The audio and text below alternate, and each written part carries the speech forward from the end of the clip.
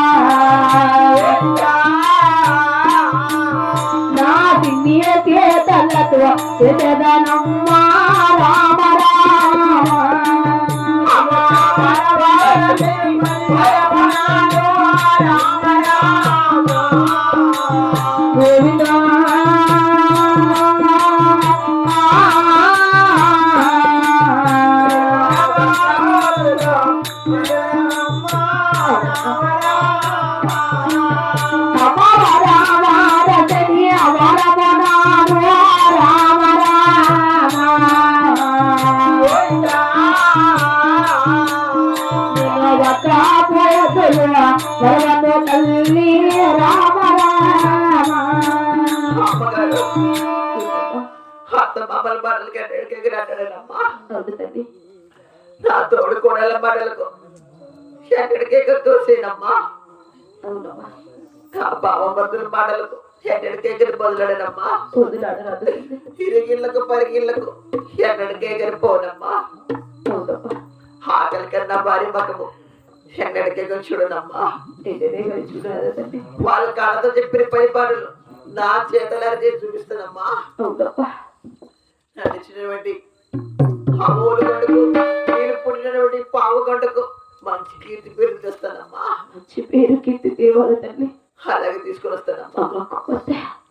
అమ్మగారు ఏంటమ్మా నన్ను చూడుకొని ఒక్క నిమిషం ఉండలేనంటున్నావా? అవునమ్మా. అమ్మకు మధ్య కొట్టిన కథ కూడా నిన్న కూడా ఇచ్చి ఒక్క క్షణం ఉండలేదే. ఈ రోజుకు ఆడబిడ్డ అంటారు కానీ ఈ ఆడబిడ్డ ఒకరి ఇక్కడ ఇంటి బిడ్డ కాదు తండ్రి. అయినా నువ్వు బాధపడాల్సి దుఃఖించుకొని వెళ్ళాల్సిన అవసరం లేదమ్మా. స్వయాన నా పుట్టింటికి మళ్ళీ నా అన్న కొడుకుగా ఇచ్చాను. నీకు అత్త మామగారు కాదు, వాళ్ళే తల్లిదండ్రులు అత్త మామగారు. వాళ్ళు తల్లిదండ్రులు కాదు. ఒక్కగారు కుమార్తె నల్లారా ముదుగా గారబాగా చూసుకున్నారని మా వదిన గారు కూడా నాకు మాట ఇచ్చారు. వదిన నీ కుమార్తెను కూడా అల్లారా ముదుగా గారబాగా చూసుకుంటారు, నువ్వేమి బాధపడద్దు అని చెప్పి మా అత్తగారు మా వదిన గారు చెప్పారు. కుమార్తె నువ్వు బాధపడాల్సిన అవసరం లేదు తల్లి. ఇక్కడ నీ పుట్టింట్లో ఎలా పెరిగావో, ఎలా సంతోషంగా ఆనందంగా గడిపావు, అక్కడ అత్తగారి వాళ్ళలో కూడా నీ అత్త మామలు కూడా అంత సంతోషంగా చూసుకుంటారమ్మా. అలాగేనమ్మా. కుమార్తె ఈ ఆడబిడ్డ నా కోరుకునేది పుట్టింటి వారి పసుపు గుడి అనుభవమే కదా. ఆ పుట్టింటి వారి పసుపు గుడి అనుభవిస్తాను. అలాగే అత్తగారి వాడికి వెళ్ళొస్తావు తల్లి.